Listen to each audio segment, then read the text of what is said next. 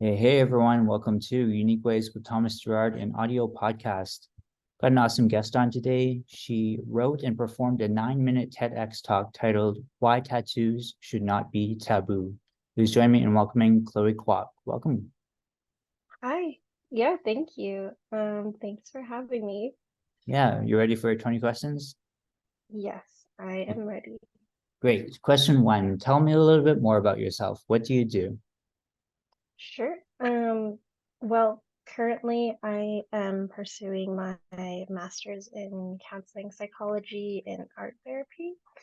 I did with the TEDx talk that was in my time at Emily Carr when I did my bachelor's in fine arts and met Thomas during our both of our TEDx talk performances.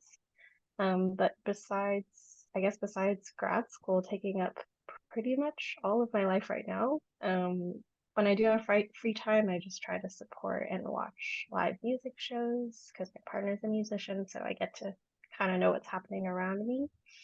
And support a circle of friends and local musicians. Otherwise, I've just started my master's, so that's been taking up pretty much all my time. Great, yeah. Just a note for the audience, if you're interested in the TEDx event that Chloe and I spoke at, also check out Mhm. Angela Fama's episode. That was an early episode, and that's a great one as well. Okay, question two. What's a key piece of knowledge that makes you different? Hmm.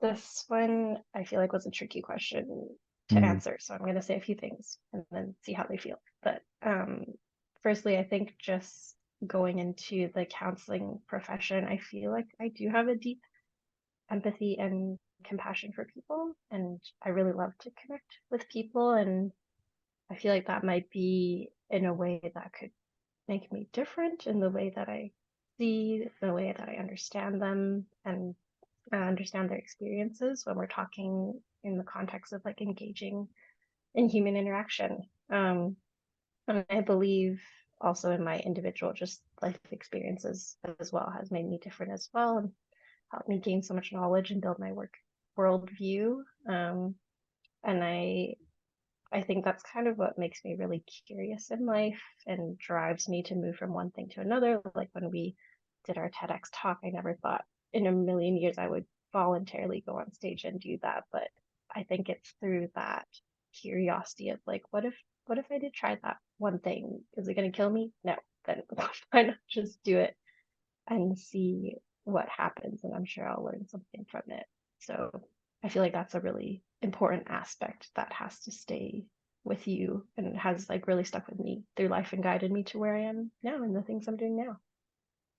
Nice. And I should note one more thing that one of our Mm. um, key episodes was with Richard Saul Wurman, who was one of the pioneers behind the TED conferences overall. So Mm. definitely check that episode out.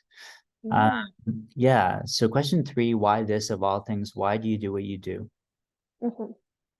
Um, I mean, I'm gonna answer this in the context of I guess what I'm doing now in terms of like pursuing a master's and kind of moving away from fine arts or bringing it with me into this counseling field. But I feel like I truly do love art, and I think there is an amazing healing aspect to it. And I love to study and read about how individuals' experiences can shape their lives and how we navigate and overcome different challenges.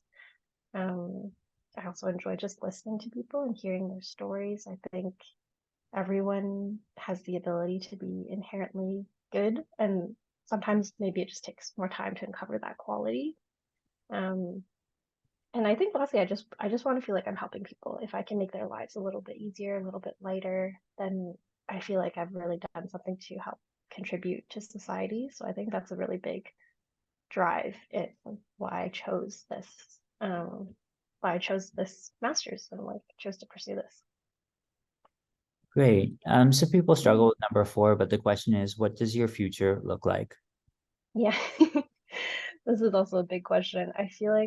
Um I feel like question four was also similar to a later question, but I can answer this one briefly. But I I hope my future looks something like perhaps me having my own private counseling space that's half an art studio, half a space where I can bring clients and hold my counseling sessions or art therapy sessions.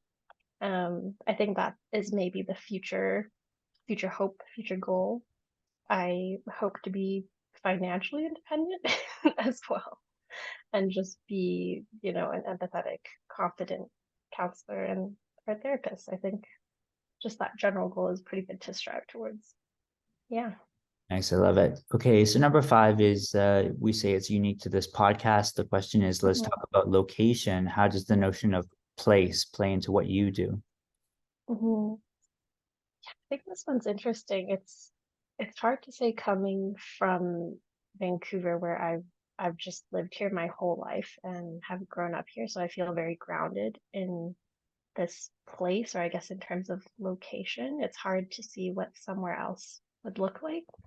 Um, However, I feel like with this profession being a Canadian clinical counselor, it does allow me to move and maybe go to the East Coast at some point if I want to change locations. But it's really hard to say. I feel like I've always been grounded here, and it's hard to find anywhere else that's as good as what we have.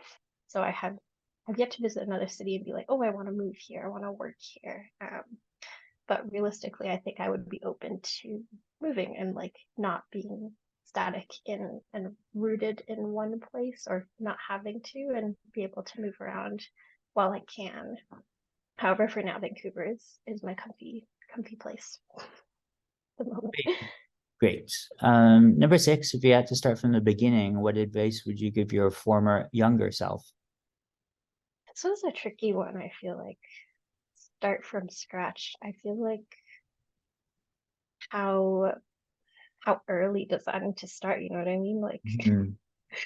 when you're like a child, but I think one advice I would probably give myself is just not to be so afraid. I think I was a very, very shy kid who was scared to take chances and opportunities and risks.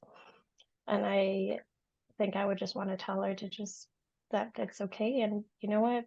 You're probably going to forget about it in 10 years anyway. So I might as well try and do something and just have fun. So I think that would be my advice to my younger self.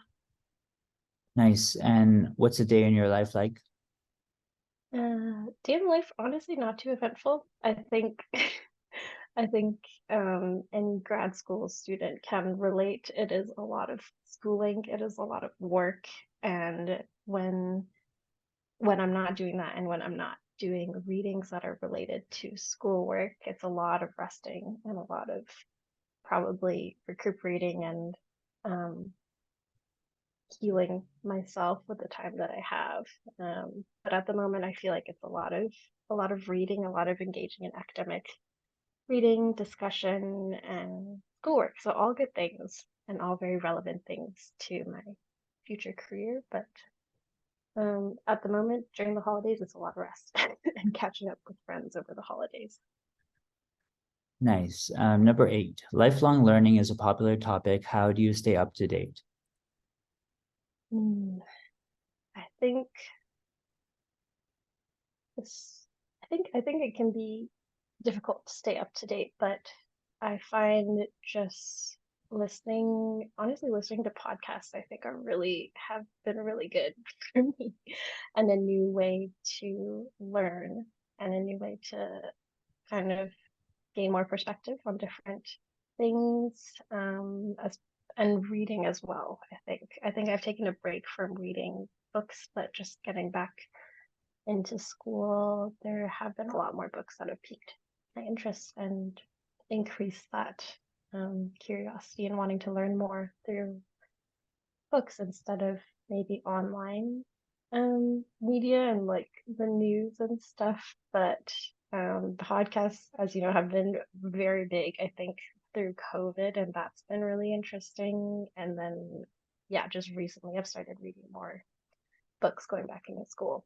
So I think that's been my way of maybe just increasing my knowledge, maybe not staying up to date, but learning more about I want to learn about, so staying up to date with myself and my interests. Great. And tools. What tools do you use? Are you both digital and analog? Um, Definitely both for sure. I'm not sure if this question applies to me too much, but in terms of in relation to school, I think definitely Microsoft OneNote has been my go-to going back to school. I've never used this before, but otherwise it's the usual Google Drive that I've been using for that. In terms of my artwork, I feel like I'm very analog with that. And I find just using pen and ink or color pencils or anything or like watercolor has been amazing for me. But not so much digitally. I feel like that's more like in the design world where that might be more fun. But otherwise, going back to school, I feel like it's been useful, or just finding all the online resources you can to help you has been very, very mind-opening. Great. Okay. Halfway number 10. How do you deal with Mhm. work-life balance? I think planning your rest and planning your sleep.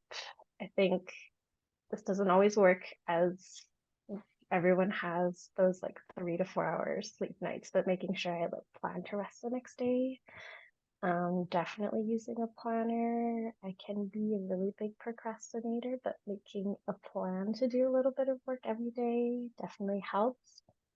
Um, but yeah, I think just keeping healthy habits have really helped me hone into that work-life balance. Just going into the first semester of a master's, it was definitely a really hard transition with the workload and the amount of things you're doing. It feels very overwhelming, but I think just like staying grounded in your routine and making sure you're just doing what you can and like not to push yourself too much where your essentials like sleep, eating, exercise are being compromised. And I think keeping with that, then you'll be fine. Great. Okay. If you weren't doing what you do now, what would you be doing? Honestly, probably pursuing like freelance art, maybe getting into design.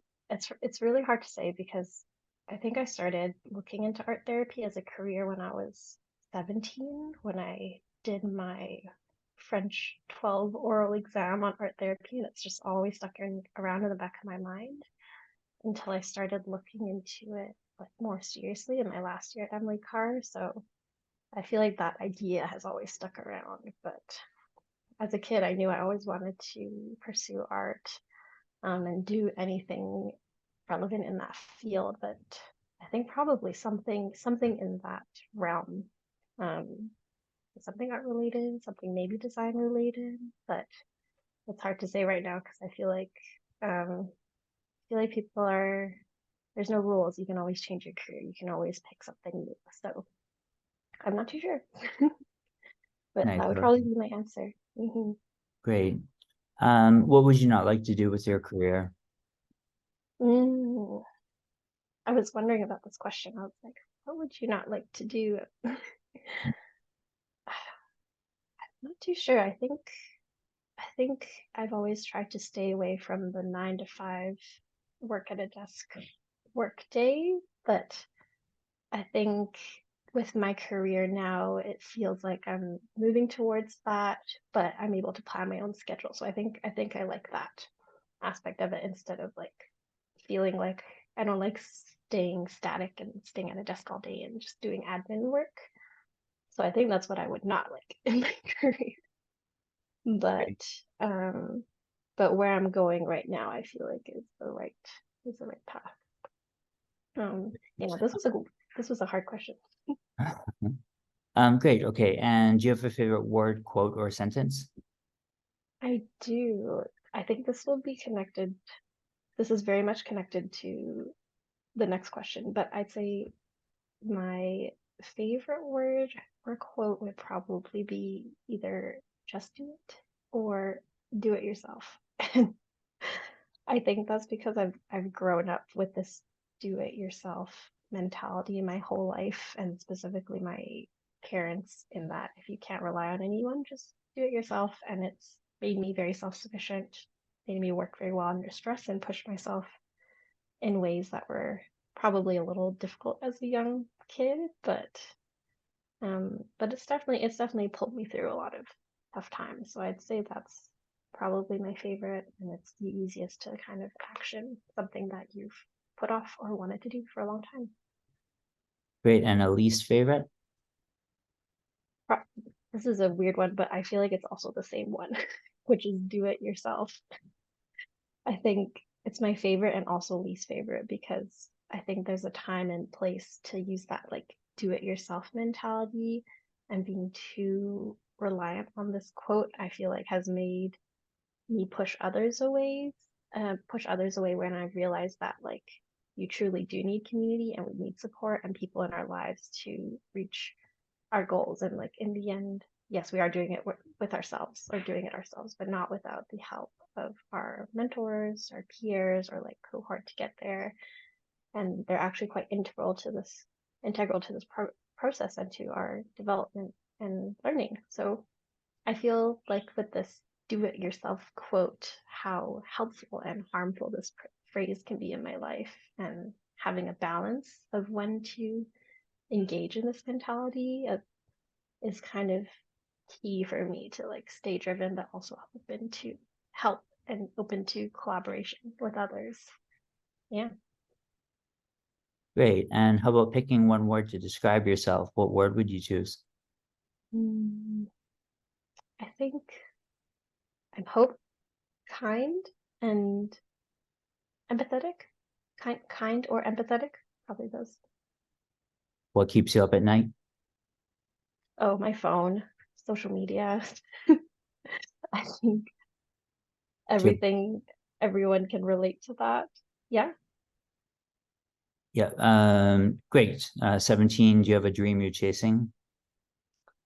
Um, I think what I'm doing now, just to be just a compassionate, empathetic, trauma-informed art therapist and clinical counselor. I hope to be an artist as well, and have that play into the dream, and playing with more art mediums and getting back into that. So that would be, I think that would be the main dream that I'm chasing. Yeah. Great. And last few here, what inspires you? Oh, this is tricky. I think um I think my cohort, meeting people in my cohort has really inspired me. Um and just learning about their life experiences and what drives them, being with like-minded people and people with similar goals and aspirations, I think really drives you and really hones in on what you're looking for and what I'm striving for. So that has been really, really validating, I think. So yeah, I would say definitely my cohort and my community around me has really inspired me to push forward and like keep pursuing what I want to do. Great. And 19, any advice you'd like to share?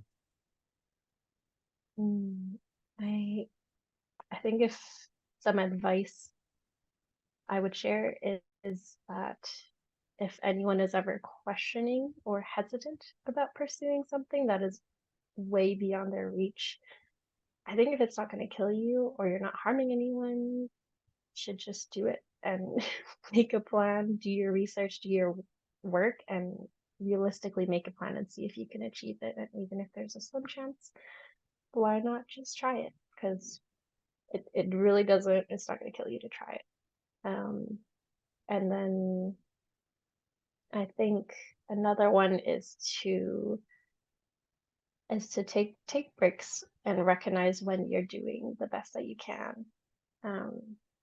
Because we're all just doing our best. And I think if we compare ourselves to others, or compare, you know, what we're doing to someone else who's doing a similar thing, like it's never gonna feel like enough. So I think just recognizing that you are enough and you've done enough, and to take breaks when your body is telling you to.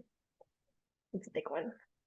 Great. And 20, how can our listeners keep tabs on you? How do we follow your story?